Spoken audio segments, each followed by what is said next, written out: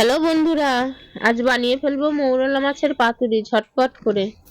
প্রথমে কড়াইতে তেল দিয়ে পেঁয়াজ ভেজে নেব।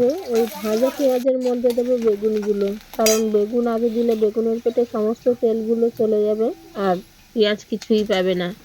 ওই জন্য আগে পেঁয়াজকে দিয়ে দিলাম, তারপরে বেগুনকে দিয়ে দিলাম, তারপরে দুইজনকেই ভাজা করে নিলাম, ভাজা করে নামিয়ে নিলাম।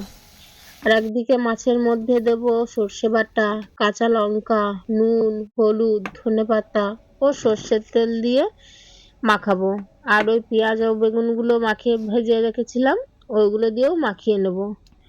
তারপরে কলা পাতায় দিয়ে ভালো করে মুড়ে নেব যাতে মাছ পাতা থেকে বেরিয়ে না আসে। এভাবে কড়াইতে দিয়ে উল্টে পাল্টে নাড়িয়ে নেব। মৌরলা মাছের পাতুরি এইভাবেই আমি তৈরি করলাম।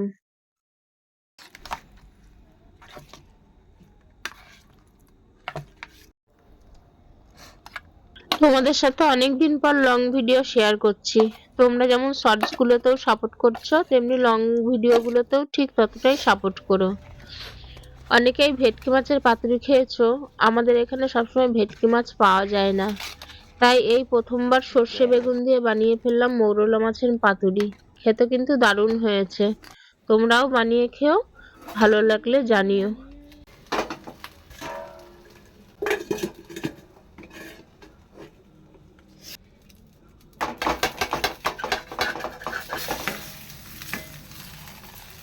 তোমাদের অনেক অনেক থ্যাংক ইউ।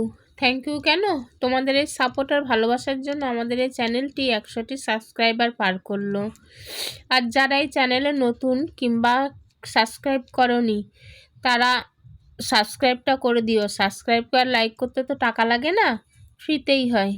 তাহলে আর দেরি কেন, তাড়াতাড়ি লাইক ও সাবস্ক্রাইব করে দাও, আর সঙ্গে কমেন্ট করতেও ভুলো না। Tata, bye bye.